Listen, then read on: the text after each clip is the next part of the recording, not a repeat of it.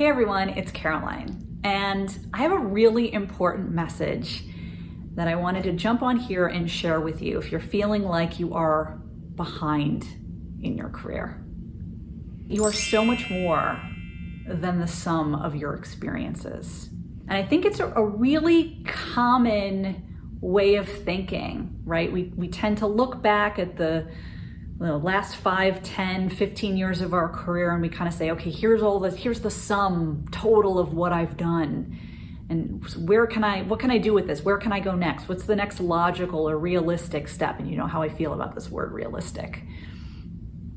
And especially if we feel like we've stepped back, it can feel really limiting.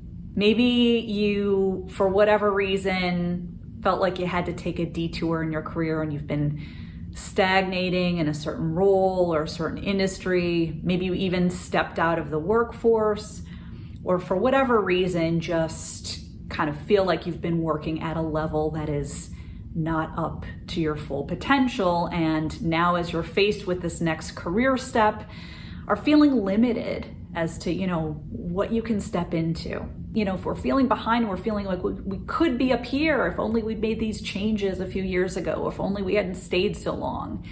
And just really creates this disconnect between where we really know deep down that we could be versus where we feel capable of going. And so as a first step, I really encourage you to let go of this belief and really this over-personalization of your circumstances. Right? Where you've been, the sum total, even if we can spin it and position it as well as we can, right? That's not who you are. That's nothing to do with your potential. I'm going to say that again. Your potential has nothing to do with your circumstances or your past experience. Your potential is forward-looking. Your potential is right here, right now. If your dream career opportunity dropped in your lap, what are you capable of? What do you bring to the table day one without getting caught up in, it's a new industry, it's a new subject matter, I need to learn the rules of the road in the new organization? That's fine. That's 10%. All of that is 10% of any new opportunity. What is 90% is already what you have within you. And of course, we can all grow and learn, right? I'm not diminishing that.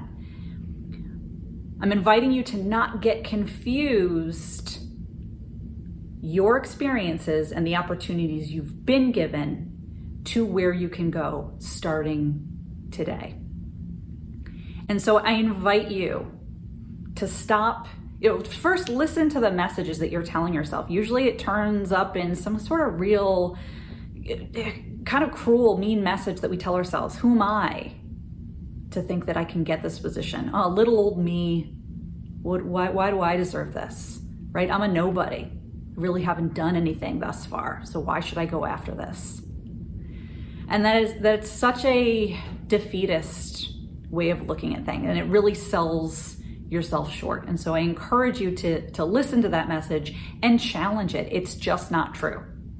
Right? And rather than give the power to our past circumstances, which we have zero control over, and even rather than give the power to our present and future circumstances, I invite you to get clear on who you are right now and what you are capable of right now and what your full potential is if given the right opportunity. And I'm willing to bet that magically, those opportunities that align with your potential and who you are at your best and what you're truly capable of, those are going to start to appear, right? Which isn't magic at all, right? It's that we're looking at it through a new lens rather than where we've been, which we know is less than we were capable of. It's who we're ready to be right now, who we are right now, and who we're ready to be in the future. And so I really invite you to listen to those messages about who you are right now and actively work to embrace what is actually true and what you are truly capable of, and start acting and leading from that place. Leave your comments below and I'll talk to you soon.